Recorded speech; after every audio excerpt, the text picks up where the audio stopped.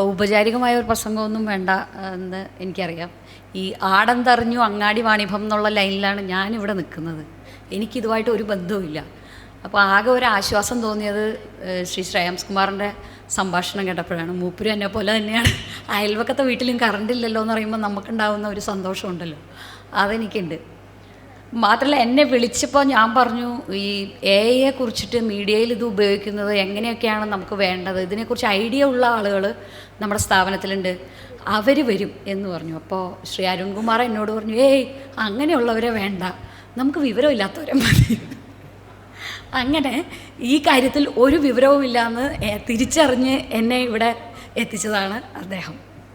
അപ്പോൾ അതുകൊണ്ട് തന്നെ എൻ്റെ അടുത്തുനിന്ന് അങ്ങനത്തെയുള്ള കാര്യങ്ങളൊക്കെ ആയിരിക്കും നിങ്ങൾ വിചാരിക്കുകയെന്ന് എനിക്കറിയാം. ഇന്ന് വന്ന സമയം തൊട്ടേ, അത് കഴിഞ്ഞിട്ട് ഈ ഏറ്റവും അവസാനം ഹോളിവുഡിൽ റൈറ്റേഴ്സ് സമരം ചെയ്ത ഒരു വാർത്തയൊക്കെ വായിച്ച സമയത്തെ ഇതെങ്ങനെയാണ് നമ്മുടെ പണിയൊക്കെ പോവോ എന്ന് ആലോചിച്ചിരുന്നു. നമ്മുടെ പണി കളയുന്ന ഒരു സജഷൻ അല്പം മുമ്പ് ശ്രീ RS ബാബു തന്നെ ഇവിടെ പറഞ്ഞു. റോബോട്ട് പോയി റിപ്പോർട്ട് ചെയ്ത 50 സ്റ്റോറി ചെയ്യുന്നു. ഒരു തൊഴിലാളി വർഗ പാർട്ടിയുടെ പ്രതിനിധി ഇരുന്നിട്ട് തൊഴിലാളി വിരുദ്ധ വർത്തമാനമാണ് പറയണത്. നമ്മുടെ എല്ലാം പണി കളയുക. ഇതിന് പകരം എന്തുണ്ട്? ഈ പോകുന്ന പണികൾക്ക് നമുക്ക് എഐയുടെ പ്രയോജനമൊക്കെ ചർച്ച ചെയ്യാം, നമുക്ക് ഉപയോഗിക്കാൻ നന്നാവാം. അപ്പം നമ്മുടെ പണിയൊക്കെ പോയി കഴിഞ്ഞാൽ നമ്മളെന്ത് ചെയ്യും? അതിന് എന്തെങ്കിലും ഓൾട്ടർനേറ്റീവ് ഉണ്ട്? ഇപ്പോൾ നമ്മൾ വാർത്തകൾ എഴുതുമ്പോൾ നോക്കുകൂലി എന്ന് പറഞ്ഞിട്ട് നമ്മൾ ചുമട്ട് തൊഴിലാളികളെ ഒരുപാട് പരിഹസിക്കുകയും കുറ്റം പറയുകയൊക്കെ ചെയ്യുന്നുണ്ട്. ഈ പുതിയ തരം സാധനങ്ങൾ ഇറക്കുന്നതിൽ, പുതിയ തരം ബിസിനസ്സുകളുടെയൊക്കെ സാധനങ്ങളൊക്കെ ചുമന്നിറക്കല്ല അത് ചെയ്യേണ്ടത്. അത്തരം കാര്യങ്ങൾ വരുമ്പോൾ അതിനുള്ള സംവിധാനത്തിലാണ് ആ പണികളെല്ലാം നടക്കുന്നത്. അപ്പോൾ ഈ പരമ്പരാഗതമായിട്ട് ഈ പണി ചെയ്തിരുന്ന ആളുകളുടെ പണി ഇല്ലാതാവുകയാണ് ചെയ്യുന്നത്. അതുകൊണ്ടാണ് അവർ നോക്കുകൂലിയൊക്കെ ആവശ്യപ്പെട്ട് വരുന്ന ഒരു സന്ദർഭം ഉണ്ടാകുന്നത്, അല്ലെങ്കിൽ സാഹചര്യം ഉണ്ടാകുന്നത്. അപ്പം അതിനുള്ള ഒരു മാർഗം നമ്മൾ എവിടെയെങ്കിലും ആലോചിക്കുന്നുണ്ടോ? അപ്പം ഒരു ടെക്നോളജിയെ നമുക്ക് വഴക്കാം, നമുക്ക് മെരുക്കിയെടുക്കാം, കൂടെ കൊണ്ടുപോകാം, അല്ലെങ്കിൽ അതിൻ്റെ ലീഡർഷിപ്പിലേക്ക് വരാം, അത് നമുക്ക് ഉപയോഗപ്രദമായ രീതിയിൽ കൊണ്ടുപോകാം, നമുക്ക് പഠിക്കാം എന്നൊക്കെ പറയുന്നുണ്ട്. ശരിയാണ്, നമ്മളെല്ലാം പഠിക്കും. അതിൻ്റെ കൂടെ നമുക്ക് നഷ്ടമാകുന്ന ഒരുപാട് മേഖലകൾ, ഇപ്പോൾ ആർട്ടിസ്റ്റുകളെക്കാൾ നന്നായ വരകളുണ്ടാകുമെന്ന് പറഞ്ഞു. ശരിയാണ്. ഞങ്ങൾ വിഷ്വൽ മീഡിയയാണ്. ഞങ്ങൾ കാർഡുകളിൽ പടങ്ങളിലൊക്കെ വരുന്ന സമയത്ത് കുറച്ചുകൂടി മിഴിവോടെ ചിത്രം ഉണ്ടാകാൻ വേണ്ടി എഐയുടെ സഹായം ഉപയോഗിക്കുന്ന ആളുകളാണ്. ഈ വയനാട് ദുരന്തം ഉണ്ടായതിന് ശേഷം ഒരു വാർത്ത നിങ്ങൾ ഓർക്കുന്നുണ്ടാവും, ഒരുപാട് പേര് കണ്ടിട്ടുണ്ടാവുമെന്ന് എനിക്ക് തോന്നുന്നു. ഒരു അമ്മൂമ്മ കൊച്ചുമകളുമായിട്ട് രക്ഷപ്പെടുന്ന വഴിയിൽ ഒരു ആന വന്നു, ആന കാവൽ നിന്നു എന്നൊക്കെ പറഞ്ഞിട്ട്. അപ്പോൾ അത് ഞങ്ങളുടെ ശ്രാവൺ പോയിട്ട് അമ്മൂമ്മയായി സംസാരിക്കുമ്പോൾ ശ്രാവണിൻ്റെ കയ്യിലിങ്ങനെ പിടിച്ചിട്ട്, മോനെ ആന കാവൽ നിന്ന്, വളരെ വികാരഭരിതമായിട്ട് അവർ ഉള്ളിൽ നിന്നുള്ള സംസാരം. ആ വീഡിയോയും അതേപോലെ തന്നെ ആ വീഡിയോ AI ഉപയോഗിച്ച് ക്രിയേറ്റ് ചെയ്ത വീഡിയോയും ഞങ്ങൾ സോഷ്യൽ മീഡിയ ഹാൻഡിലുകളിലൊക്കെ ഇട്ടിരുന്നു. സത്യത്തിൽ യഥാർത്ഥത്തിലുള്ള അമ്മൂമ്മയും കുട്ടിയും സംസാരിക്കുന്നതിൻ്റെ വീഡിയോയേക്കാൾ ആളുകൾ കണ്ടത് AI ഉപയോഗിച്ചിട്ട് കുറച്ചുകൂടി സാങ്കേതിക തികവോടെ ചെയ്ത ആ വീഡിയോ ആണ്.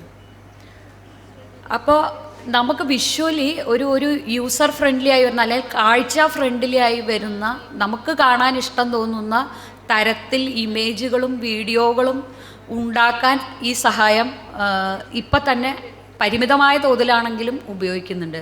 ശ്രീ RS ബാബു പറഞ്ഞതുപോലെ ഈ കാര്യത്തിൽ ഞങ്ങളൊക്കെ കൂടുതൽ പരിശീലനം കിട്ടേണ്ടിയ ആൾക്കാരാണ്.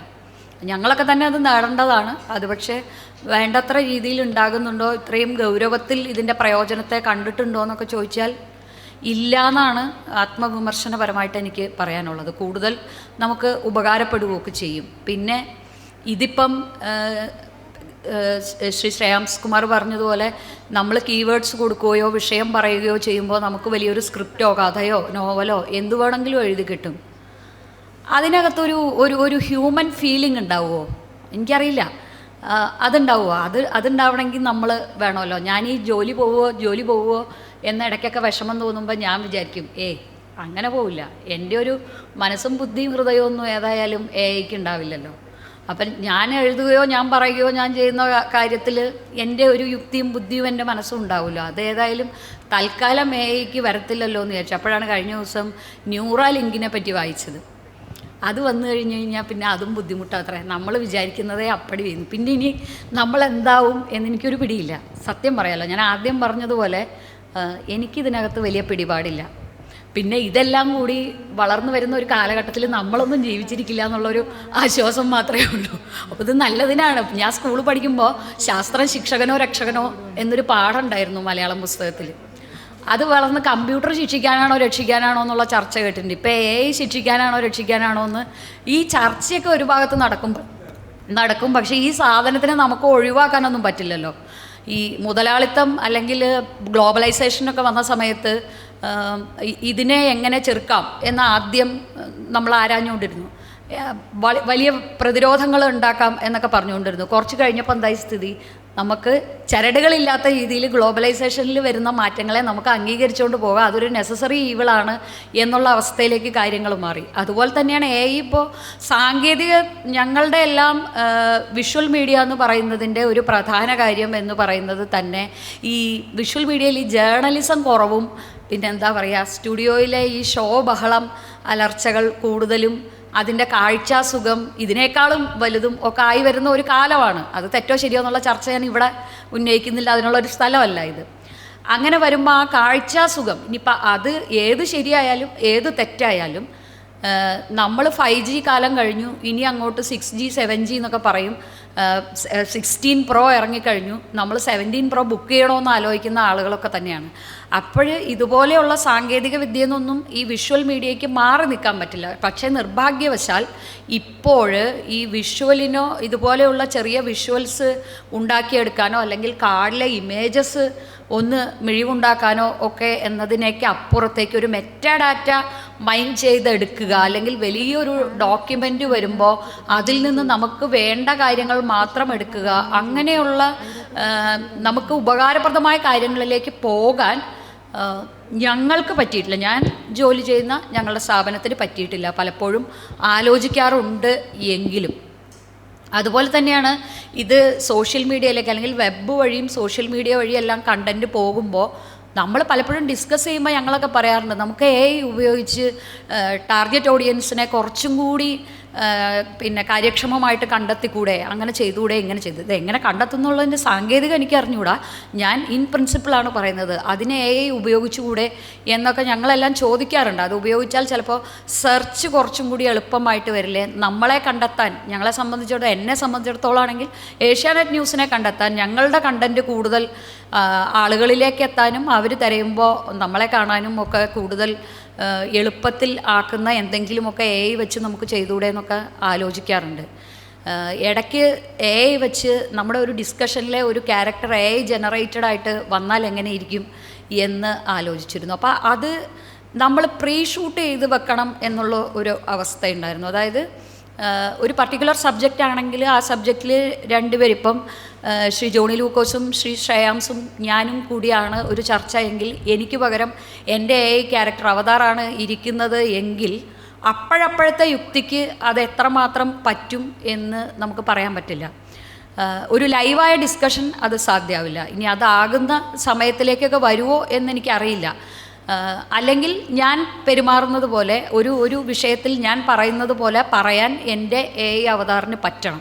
അതൊക്കെ എങ്ങനെയാണെന്ന് എനിക്കറിയില്ല. ഞാൻ നേരത്തെ ഇത്തരം കാര്യങ്ങളിൽ പറഞ്ഞ എൻ്റെ അഭിപ്രായങ്ങൾ അപഗ്രഥിച്ചുകൊണ്ട് ഇനി അങ്ങനെ വരുന്ന ഒരു വിഷയത്തിൽ അതേപോലെ പറയുന്ന ഒരു അവതാറൊക്കെ ഡിസൈൻ ചെയ്തെടുക്കാൻ പറ്റുമെന്ന് എനിക്കറിയില്ല. അങ്ങനെയൊക്കെ കൂടി വന്ന എൻ്റെ കാര്യമൊക്കെ പോക്കാണ്. അപ്പോൾ മീഡിയയിൽ എന്തായാലും AI എന്ന് പറയുന്നത് ഞങ്ങളൊക്കെ ചെറിയ ഉപയോഗത്തിലേ വന്നിട്ടുള്ളൂ. വലിയ ഉപയോഗത്തിൽ വരേണ്ടതാണ് എന്ന ഡിസ്കഷൻസ് ഞങ്ങളുടെ ഇടയിൽ തന്നെ നടക്കുന്നുണ്ട്.